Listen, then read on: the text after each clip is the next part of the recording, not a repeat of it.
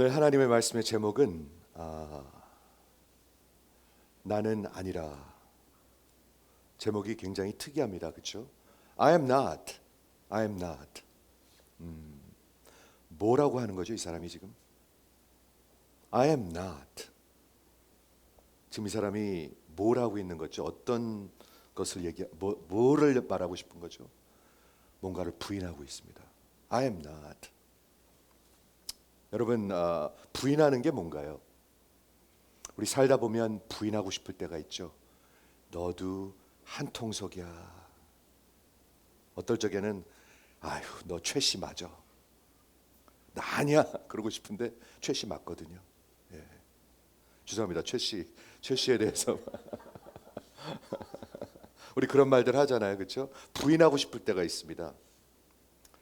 부인하는 게 뭐냐면요, 어떤 사람이 여러분을 향해서 진실을 얘기할 때도 있고 어떤 규탄을 할 때도 있는데 그것을 부인하는 것입니다. 어떤 여러분에 대해서 어떤 것을 진실을 말할 때도 있고, 진실을 말할 때가 더 많은 것 같아요, 사실은요. 그렇죠? 진실을 말할 때도 있고, 어떨 적에는 어떤 accusation, 너 나쁜 놈이야, 그렇죠? 근데 나는 아니야, 이렇게 얘기하고 있는 것입니다. 살다 보면 부인하고 싶을 때가 있죠, 그렇죠? 살다 보면 넌 아빠야, 아니고 싶을 때가 있어요. 예, 그렇죠? 그럴 때가 있겠죠. 오늘 예수님의 스토리를 보는데 말이죠, 여러분 클라이맥스에 지금 와 있습니다. 클라이맥스. 여러분들이 좀 긴장하시고 정말 흥미진진하게 들으시면 좋을 것 같아요. 예수님이 재판을 받으세요. 참 이게 기가 막힌 기적이에요. 예수님은 공의로우신 분이시고 죄가 없는 분이에요. 근데 사형 언도를 받으셔야 돼요. 이 기적이 일어나야 돼, 기적이. 이 재판에서. 그렇지 않습니까? 예수님은 아무런 죄가 없는 분이십니다. 아예 없는 분이십니다. 공의로우신 분이신데 유죄 판결을 받는 정도가 아니라 사형 언도를 반드시 받으셔야만 합니다. 지금 그런 기적이 일어나는데, 근데 오늘 드리고 싶은 게 뭐냐면 예수님이 재판받는 스토리하고 베드로가 부인하는 그 유명한 스토리가 얽혀져 있습니다. 너무너무 이건 기가 막힌 하나님의 섭리인 것 같아요. 그렇죠? 베드로가 지탄을 받았습니다. 액큐제이션을 받았습니다. 너 제자 하나 맞지? 그게 진실이었나요? 아니었나요? 진실이었습니다. 그렇죠? 그런데 베드로가 나는 아니야 라고 3번 부인을 하죠. 오늘 그런 스토리입니다. 그렇죠? 오늘 기가 막히게 그 예수님의 재판 받으시는 스토리하고 베드로가 부인하는 스토리가 이렇게 얽혀져 있습니다. 먼저 우리 베드로가 부인하는 그 사건을 한번 보도록 하겠습니다. 그 클리커 좀 주시겠어요? 땡큐. 우리 본문을 보는데 이게 어떻게 되어 있냔 말이죠. 정말 기가 막히게 심판 부인 이렇게 되어 있습니다. 18장에. 이 저자가 분명한 의도적으로 이걸 이렇게 얽혀놨습니다. 아니, 이게 같이 일어나고 있습니다. 어떻게 생각하면 simultaneously, 동시에 일어나고 있습니다.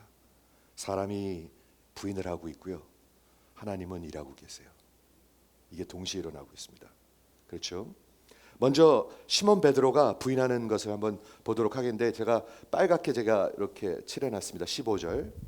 시몬 베드로가 다른 제자 하나와 예수를 따르니 이 제자는 제사장을 아는 사람이라. 아마도 이 제자는 11제자가 아니었을 것입니다. 대제사장을 아는 사람은 아마도 11제자는 아니었을 것입니다. 어쩌면 니고데모였을 수도 있고, 어쩌면 아리마대 요셉이었을 수도 있다는 그런 생각들을 많이 합니다. 근데 하여튼 대제사장을 아는 사람이랑 같이 시몬 베드로가 따라갔어요. 나머지 10제자는 어떻게 됐죠? 사라졌어요. 다 없어졌어요. 다 도망갔어요. 그렇죠? 예수와 함께 대제사장의 집 뜰에 들어가고, 베드로는 대제사장 집들까지 쫓아왔습니다. 베드로는 용감한 사람이에요. 베드로가 문 밖에 서 있는지라 대제사장과 아는 그 제자가 나가서 문 지키는 여자에게 말하되 베드로를 좀 데리고 오라. 그냥 아주 심플한 스토리예요. 근데 문지기 그 여종이 베드로한테 갑자기 묻습니다. 뭐라고 묻냐면 너도 이 사람의 제자 중 하나 아니야? 하고 묻습니다. Are you not? You are not one of his disciples. Are you? 이렇게 묻는 겁니다. 그냥 툭 던진 질문입니다. 너도 이 사람의 제자 중 하나가 아니냐? 하니 그가 말하되 나는 아니라. 아주 그냥 그렇게 부인합니다. I am not. 저는 영어 성경에 보면은 이 표현이 참 재미있는 것 같아요. 요한복음에서 예수님은 계속 I am 하시죠. 근데 베드로는 I am not 이렇게 대답을 하네요. 그렇죠? 그래서 나는 아니라 하고 그 다음에 아주 불필요한 디테일이 하나 적혀 있는 듯 한 게 보입니다. 18절 한번 보시겠어요? 도대체 이 저자는 뭘 생각하길래 이런 걸 적는가? 그렇죠? 18절 한번 보세요.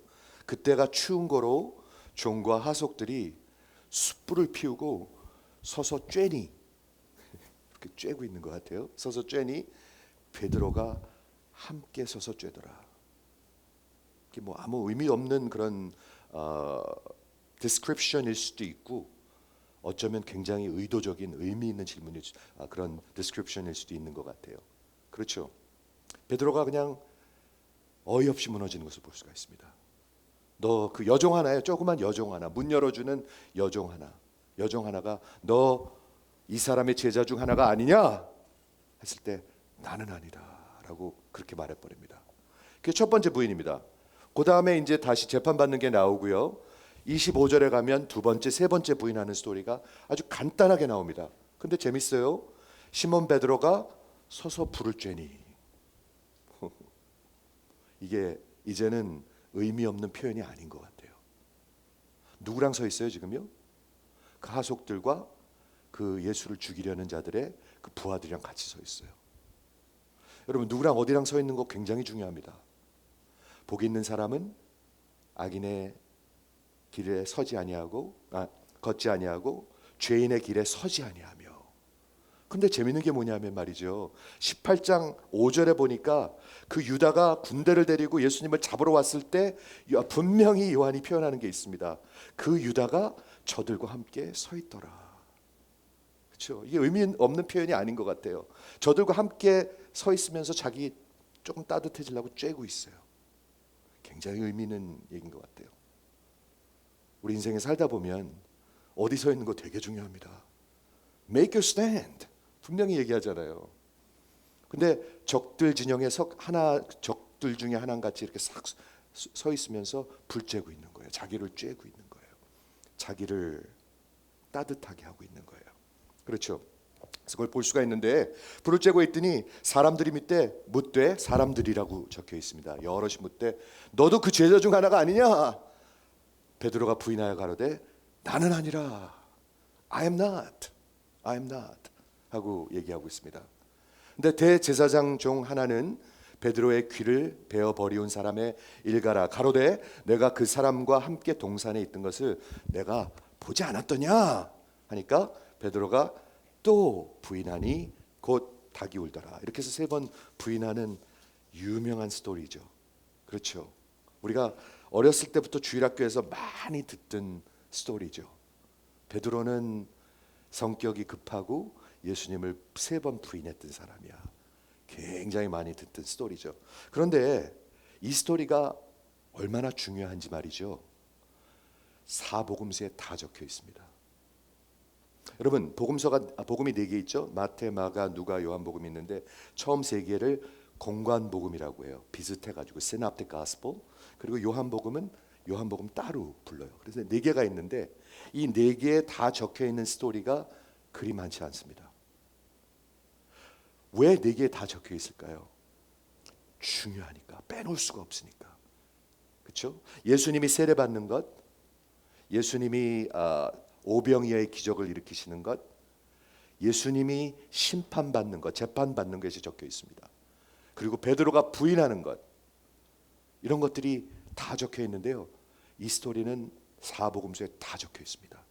예수님 잡히시고 심판받으시는 스토리도 다 적혀 있습니다. 그러니까 두 중요한 스토리가 지금 어우러져 있는 것입니다. 얽혀져 있는 것입니다. 하나님의 섭리 가운데. 그렇죠? 그래서 이 요한복음에 이렇게 나왔는데 마가복음, 마태복음에 가보면은 조금 더 익사이팅합니다. 제가 한번 설명해 드릴게요.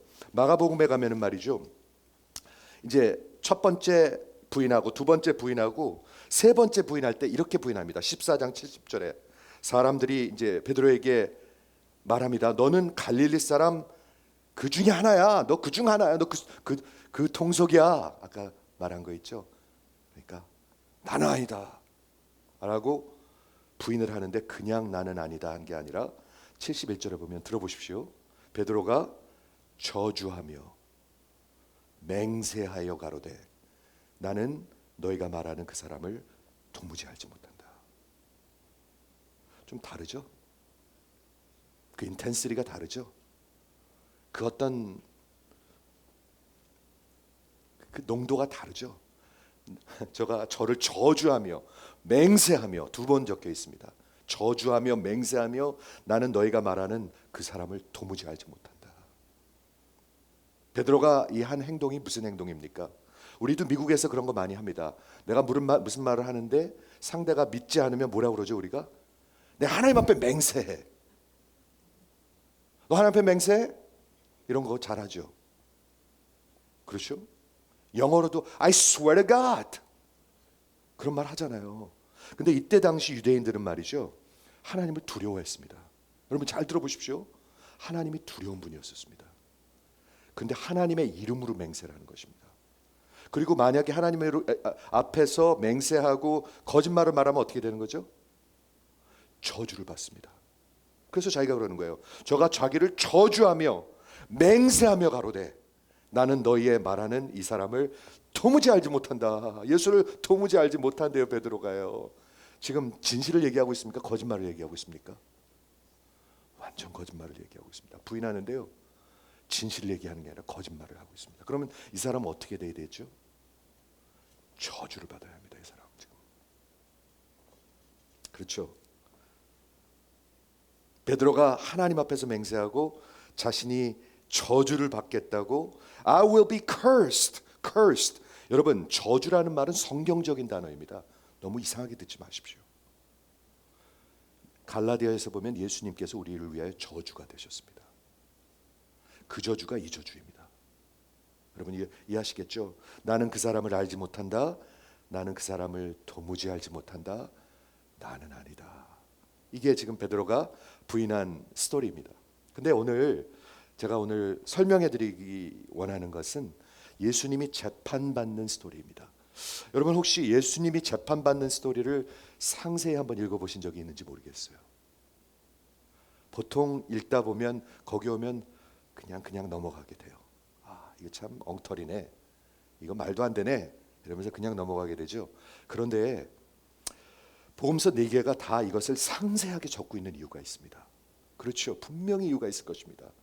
사복음서에 다 적고 있는 이유가 있고, 예수님이 받은 그 재판은 사형 선고, 십자가에 죽기 위해서는 두 가지 법정에서 재판을 받으셔야 했습니다. 하나는 유대 법정, 하나는 로마 법정입니다. 먼저 유대 법정, 유대인이니까 유대 법정에서 재판을 받고, 그 다음에 이제 빌라도한테 가서, 그 다음에 이제 그 로마 법정에서 사형 선고를 받아서 결국에는 십자가에 돌아가시게 되는 거죠. 그래서 오늘은 유대 법정의 그 재판에 대해서 좀 말씀드리려고 그래요. 귀를 한번 담아서 들어봐 주시기 바랍니다. 재밌습니다. 제가 약속할게요. 재밌습니다. 네. 근데 유대 법정의 이 재판이 세 파트가 있어요. 1, 2, 3. 오늘 나오는 18장은 첫 번째 파트입니다. 안나스라는 그 대제사장한테 끌려가는데요. 안나스는 그때 당시에 대제사장이 아니었습니다.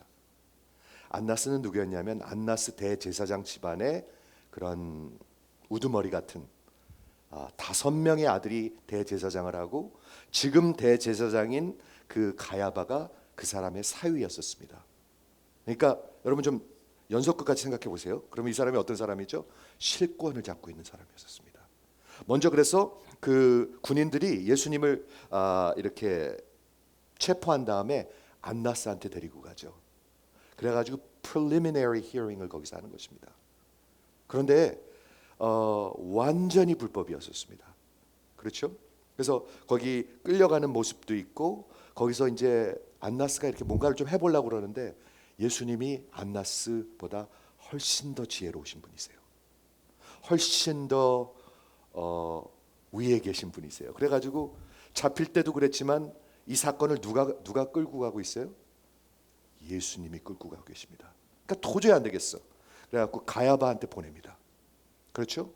가야바한테 보내서 그 밤중에 그 공회를 모으고 그 재판을 하는 그 완전히 불법인데 그 모습이 페이스 2입니다.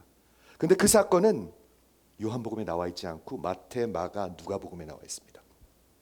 그래가지고 제가 마태복음을 선택했어요. 마태복음에 한번 가보도록 하겠습니다. 베드로가 멀찍이 예수를 쫓아 대제사장의 집들에 들어가서 같은 스토리죠. 그렇죠? 이게 가야바의 집입니다. 결국 그 결과를 보려고 안에 들어가 하속들과 함께 앉았더라. 이제는 앉았네요. 네. 시편 1편하고 똑같습니다. 그렇죠? 같이 걷다가 섰다가 이제는 앉았습니다. 그 하속들과 앉았습니다. 대제사장들과 온 공회가 예수를 죽이려고 그를 칠 거짓 증거를 삼음해. 어떻게 들으면 우리 이거 아무렇지도 않게 들리는데요. 여러분, 재판은 공정해야 합니다. 그렇죠? 아니요, 그러면 재판을 받을 필요가 없잖아요. 재판은 공정해야 합니다. 재판장도 공정해야 되고요. 배심원도 그 verdict을 하는 배심원도 공정해야 합니다. 그런데 이거 보세요. 뭐라고 적혀있나? 재판관도 배심원도 다 공정하지 않습니다. 그렇죠? 대제사장과 재판장과 온 공회가 예수를 죽이기로 작정을 하고 심판을 하는 겁니다. 완전히 엉터리죠. 그러니까 그를 칠 거짓 증거를 찾으면 증거를 찾아야 되는데 거짓 증거를 찾아요. 그렇죠? 거짓 증인들이 많이 나왔으나 얻지 못하더니 후에 두 사람이 와서 가로되 이 사람의 말이 내가 하나님의 성전을 헐고 사흘에 지을 수 있다 하더라. 여러분, 증거가 없으면 유죄 판결을 할 수가 없습니다. 그렇죠? 근데 예수님 증거를 찾을 수가 없네요. 그러면 결과가 어떻게 되죠? 무죄 판결이 나야 돼요. 그런데 어떤 사람들이 와가지고 이제 한 가지를 끄집어냅니다. 그게 뭐냐면 요한복음 2장에서 예수님이 말씀하셨죠. 첫 번째 6월절에서 이 성전을 헐라 내가 3일 만에 다시 세우리라. 그걸 끄집어냅니다. 예수께서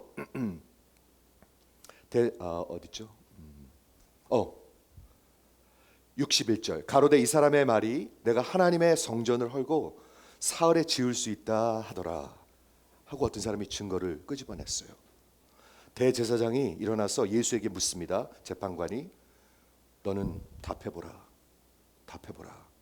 이 사람들이 너를 치는 증거가 어떠하뇨? 제가 설명할 게 있습니다. 여러분, 법은 여러분들이 피고인이면 나한테 불리한 것은 아무 말 하지 않아도 되는 것을 받아줍니다. 그거를 미국에서는 Fifth Amendment이라고 합니다.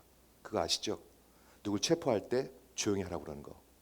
어떤 말을 하면은 어떤 말을 하든지 나한테 불리한 말은 전혀 할 필요가 없습니다. 그게 법이었고 유대법이었습니다. 이해하시죠? 그래가지고 어떤 사람이 나와서 accusation을 하는 겁니다. 너 그 말 한 거 맞지? 그랬더니 재판관이 그러면 피고인 말해보라 그런 거예요 지금요. 그러니까 예수님이 어떻게 하세요? 63절 예수께서 잠잠하시거늘. He was silent. 예수님이 답하지 않으세요. 예수님이 좀 비겁한가요? 이 말 하셨거든요. 예수님 비겁하신 건가요? 아니에요, 여러분. 예수님 전혀 비겁한 분이 아니에요. 그럼 뭐 하는 거예요? 이 accusation으로 유죄 판결이 나면 사형 선고를 받을 수가 없어요. 이해하십니까? 저 성전을 헐라. 어떤 미친 사람이 그런 말 할 수 있잖아요. 그렇죠? 내가 3일 만에 다시 세우리라. 그거 가지고는 사형 선고가 안 돼요. 예수님이 잠잠하세요. 그 다음에 하나님의 정말 섭리하신 그런 사건이 일어납니다. 왜냐하면 지금 이 유대 법정에서의 이 재판은 어디를 향해서 가고 있어요? 무죄를 향해서 가고 있습니다. 예수님이 무죄가 되면 좋은 거죠? 아니요, 좋은 게 아니에요. 예수님은 원래 죄가 없어요. 원래 무죄예요. 근데 유죄 판결이 나야 돼요. 그래야 죽으실 수가 있어요. 그렇죠? 그래서 무슨 일이 일어나야 돼요. 이래서 하나님이 이제 일하시기 시작하십니다. 무슨 일이 일어나 한번 볼까요? 예수께서 잠잠하시거늘 대제사장이 이제 그 가야바가 하나님이 가야바를 통해서 일합니다. 어떻게 하나 보세요. 내가 너로 살아계신 하나님께 맹세하게 하노니. 아까 들으셨죠? 아까 맹세하는 거예요. 하나님을 두려워했습니다. 하나님 앞에서 절대로 거짓말할 수가 없었습니다. 하나님 앞에 맹세하는 것이 그때 당시에 그 사람들은 진정으로 진실을 말할 때 하는 행동이었습니다. 그렇죠? 내가 하나님 앞에서 맹세하기를 명하노니 내가 하나님의 아들 그리스도인지를 우리에게 말하라라고 아주 명령하는 거예요. 잘 들어보세요. 이것은 완전히 불법입니다. 재판관이 그렇게 할 수 없습니다. 증인들만 할 수 있습니다.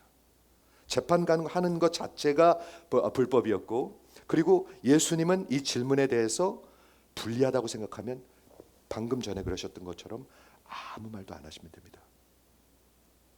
잠잠하시면 됩니다. 이해하시죠?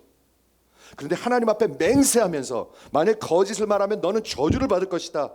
너 맹세하면서 내가 그리스도요 메시아요 하나님의 아들인지를 말하라 라고 얘기하는 겁니다. 이게 기가 막힌 가야바의 스트로크였었습니다. 이거로 사형 선고를 받게 되는 것입니다. 예수님이 대답하실 필요가 없었어요. 예수님이 하나님 그리스도시고 하나님의 아들 맞습니까? 안 맞습니까? 맞습니다. 이게 accusation이에요. 이 사람들한테는 accusation인데 그게 진실이에요. 그렇죠? 그런데 예수님이 어떻게 하나 한번 볼까요? 내가 하나님의 아들 그리스도인지를 우리에게 말하라. 예수께서 가라사대 내가 말하였도다. I am 하고 대답하십니다.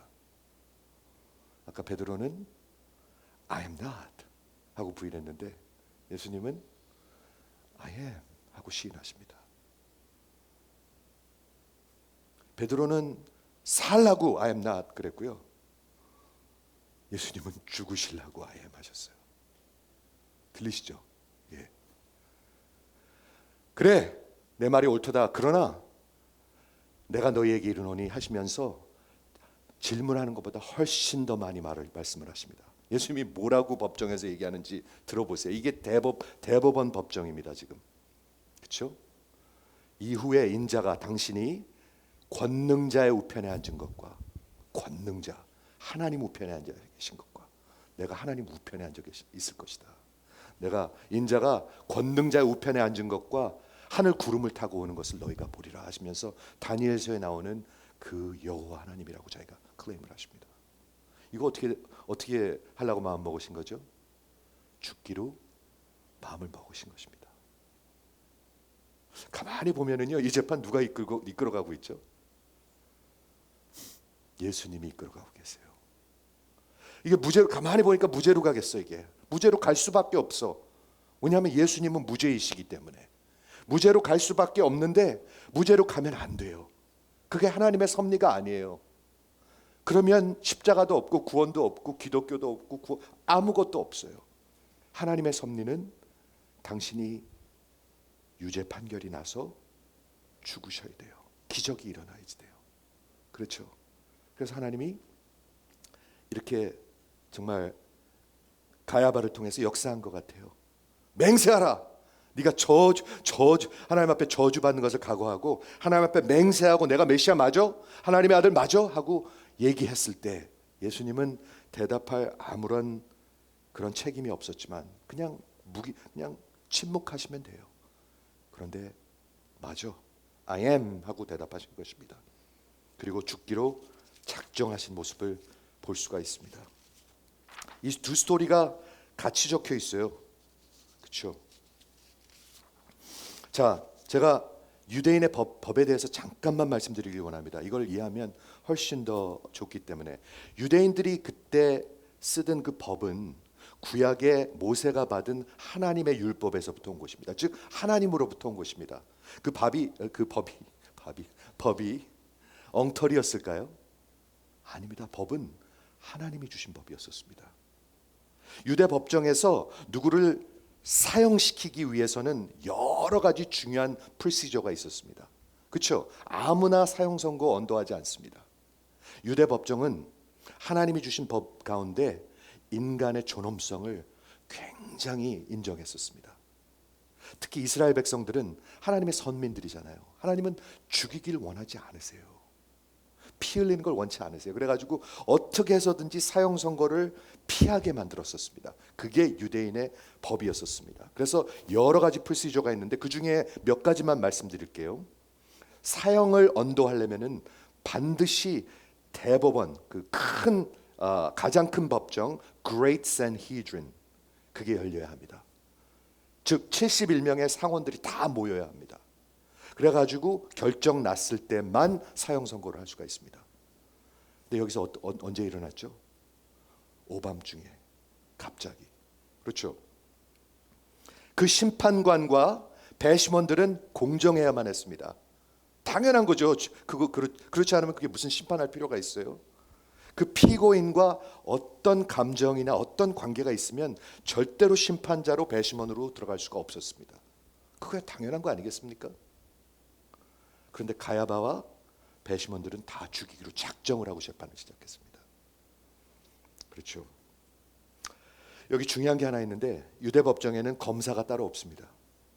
검사, prosecutor. 그러면 어떻게 그 사람을 유고 심판을 하는가? 증인들이 직접 했습니다.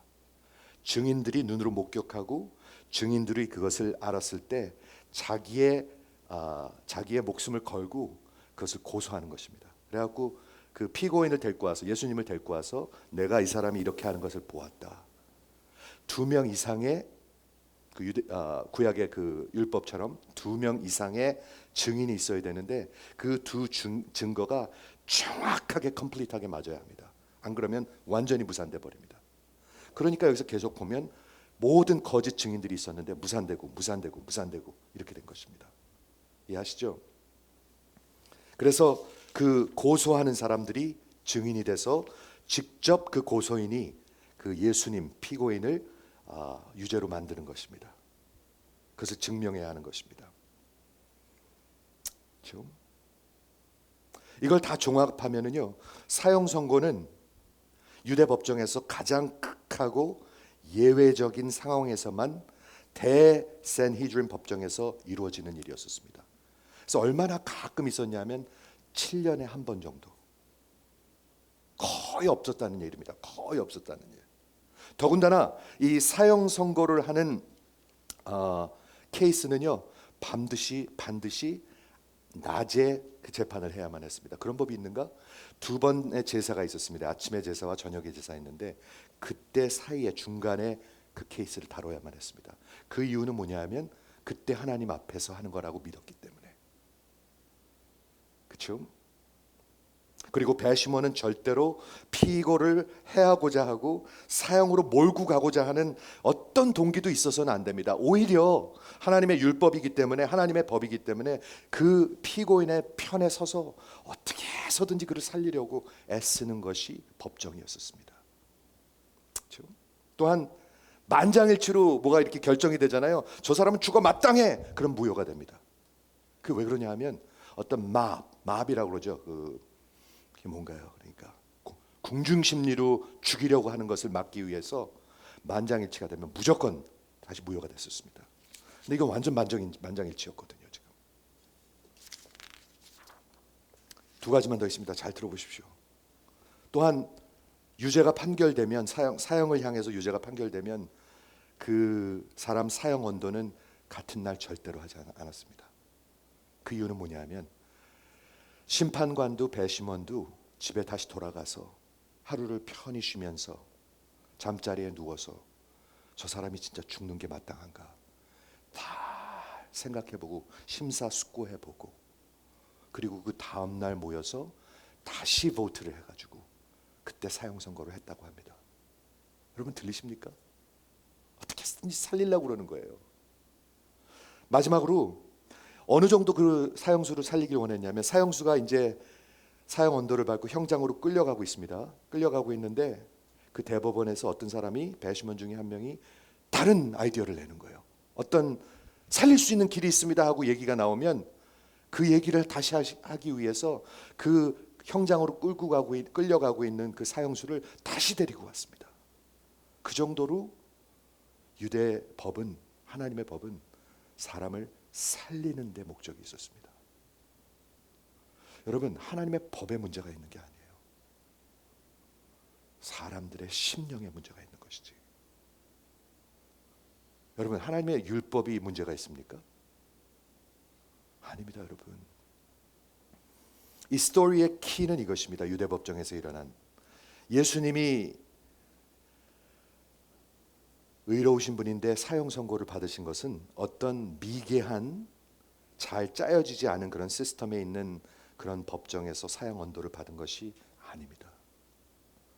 인류 역사상 가장 생명을 귀하게 여기고 자비를 베푸려는 그런 법 가운데, 그런 법정에서 일어난 기적입니다. 이해하십니까, 여러분? 공의로우신 분이 죽어 마땅하다. 예수님은 왜 그렇게 하셨나요? 예수님은 왜 그렇게 하셨나요? 아니, 이 예수님의 심판받는 스토리와 베드로의 부인하는 스토리는 왜 어우러져 있나요? 한 명은 부인하고 한 분은 시인하시네요. 근데 그 애큐제이션을 들어보면 둘 다 똑같은 애큐제이션이면서 진실이었었습니다. 너 그 중에 하나 맞지? 베드로는 예수님을 따르는 제자였었습니다. 본문을 볼까요?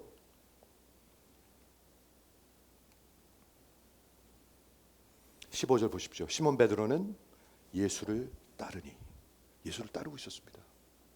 십자가로 가는 예수님을 따라가고 있었습니다. 근데 쓰러진 것입니다. 그렇죠. 한 명은 그 진실에 대해서 부인했습니다. 그냥 무너진 것 같아요. 얼떨결에 연약했던 것 같아요. 그리고 너무 자신감에 넘쳤던 것 같아요. 불과 몇 시간 전 기억하십니까? 이 사람들이 다 예수님을 부인해도 나는 안 합니다. 나는 따라갑니다. 끝까지 따라갑니다. 라고 너무 자신이 있었던 것 같아요. 예수님은 아셨죠? 그러면서 말씀하셨습니다. 내가 닭이 2번 울기 전에 내가 나를 3번 부인할 것입니다. 몇 시간 만에 이게 이루어졌습니다. 근데 같은 시간에 simultaneously 예수님은 법정에서 심판을 받으셨습니다. 그리고 그 심판의 결과는 무죄를 향하고 있었습니다.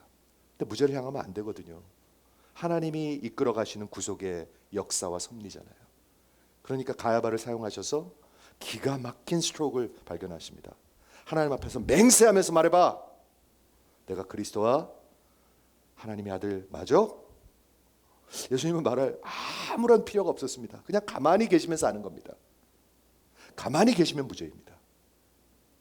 그런데 I am 뿐만 아니라 내가 인자가 전능자의 우편에 앉아 있는 것을 볼 것이며 구름을 타고 오는 것을 볼 것이다. 거짓입니까? 거짓입니까? 그게 진리입니다. 하시면서 예수님은 아버지를 부인하지 않으셨습니다. 그리고 가만히 생각해 보면 예수님은 우리를 부인하지 않으셨습니다. 거기서 부인했으면 우리는 없습니다. 요한복음의 특징이 있어요. 요한복음의 특징 중에 하나가 뭐냐면 여러 가지가 있는데 성령님에 대해서 강조하고 예수님의 하나님 되심을 강조하고 여러 가지가 있는데 유월절이 강조되고 그 중에 하나가 뭐냐면 한 개인이 강조돼요. individuals. 제가 처음에 말씀드렸는데 니고데모라는 사람이 3장에 나오고 우물가의 여인이 4장에 나오고 그렇죠? 가늠하다 잡힌 여인이 8장에 나오고 태어날 때부터 눈먼 소경이 9장에 나오고 그 다음에 누구죠? 나사로가 11장에 나오고 그리고 예수님을 부인하는 도마가 나오고 죄송합니다. 절대로 안 믿겠다는 그 의심 많은 도마가 나오고 그리고 유다가 나오고 그리고 오늘 베드로가 나옵니다. 개인이 강조됩니다. 한 사람 한 사람. 여러분은 개인이잖아요. 그렇죠? 예수님이 여러분과 어떤 상관이 있습니까? 나와. 이 예수님은 한 개인을 끝까지 사랑하십니다. 그걸 어디서 볼 수가 있어요? 여러분, 요한복음의 이 베드로의 스토리가 여기서 끝나지 않죠. 어디로 가고 있죠? 21장으로 가고 있습니다. 불과 일주일에서 한 10일쯤 지나면 예수님께서 이미 부활하셨습니다. 부활하셨는데 베드로는 어디로 갔어요? 갈릴리 사람. 갈릴리 사람 절대 아니라고 I'm not 그래놓고서 갈릴리를 또 갔어요. 갈릴리에 가서 낚시를 하고 있었어요. 고기를 잡고 있었어요. 그때 숯불을 켜놓고 여기도 숯불 얘기가 나오는데 거기도 숯불 얘기가 나옵니다. 똑같은 charcoal 그런 스토리가 나옵니다. 그러면서 예수님께서 아침을 조반을 준비해 놓으시고 예수님이 물으시죠. 베드로한테 뭐라고 묻죠? 너 나를 사랑하느냐? Do you love me? Do you agapao me? Do you love me? 예수님이 몰라서 물으실까요? 아니죠. 속을 이렇게 들여다보시지 아시죠? Do you agapao me? 베드로가 대답합니다. 네 주님, 내가 주님을 사랑합니다. 베드로는 주님을 사랑했습니다. 주님을 따르는 자였었습니다. 또 묻습니다. Do you agapao me? 사이먼 피터, 너 나를 사랑하느냐? 네 주님 사랑합니다. 세 번째 또 물으시네요. Do you phileo me? 이번에는 phileo me. Do you love me? 왜 세 번 물으셨을까요? 세 번 물은 거하고 세 번 부인한 거하고 상관이 있을까요? 확실히는 모르겠지만 있을 것 같습니다. 있을 것 같습니다. 그러면 예수님께서 왜 이렇게 세 번씩이나 쫓아가서 물으실까요? 너 비겁한 놈, 네가 그런 극한 상황에서 I am not 하고 나를 부인할 수가 있어? 하고 추궁하려고 그런 건가요? 아니요. 절대 아니요. 너 저주받아야 돼. 그 말하고 싶어서 그러신 건가요? 아닙니다. 예수님이 그 저주는 이미 받으셨습니다. 베드로의 받을 저주를 예수님이 이미 십자가에서 받으셨습니다. 그건 다 해결됐습니다. 그렇다면 예수님이 왜 이 베드로를 찾아오셨습니까? 베드로야, Do you love me? 하는 그 표현은요, 가만히 들어보십시오. 어떻게 들리는가? 내가 너를 사랑한다. 내가 너를 절대 버리지 않는다. 내가 너를 절대로 부인하지 않는다. 라고 말씀해 주시는 거잖아요. 사랑하는 성도 여러분, 그날 이후로 베드로는 오순절 성령 강림 이후에 완전히 딴 사람 됐습니다. 완전히 딴 사람 됐습니다. 우리 주님이 왜 심판을 받으셨죠? 나를 위해서 받으셨습니다. 내가 어떤 사람인데요? 나는 아니야 하면서 죄인들의 가운데 서서 불쬐고 있는 사람인데, 되게 비겁한 모습이잖아요. 그렇죠? 싹 숨어가지고 아닌 척하면서 자기 따뜻하게 하려고 굉장히 비겁한 모습이잖아요. 나는 그런 사람인데 우리 주님은 절대로 부인하지 않으시는 분이십니다. 왜냐하면 그분은 충성된 헤셋 러브로 끝까지 사랑하시는 분이십니다. 그래서 다시 세워주러 오신 거예요. 요한복음 21장은. 요한복음 21장이 베드로의 생애의 끝인가요? 아니에요, 여러분. 아닙니다, 여러분. 역사에 의하면 마지막에 로마에 가서 예수님을 부인하지 않고 베드로는 십자가에 못 박혀 죽었습니다. 못 박혀 죽었습니다. 그게 성도의 스토리입니다. 그게 예수님의 사랑의 스토리입니다.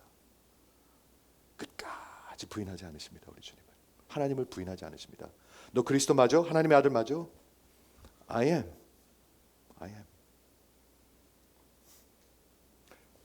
그래야 유죄 판결이 오잖아요. 그래야 죽어 주실 수가 있잖아요. 우리 주님은 저와 여러분을 끝까지 부인하지 아니하시고 그렇게 사랑하실 것입니다. 기도하겠습니다.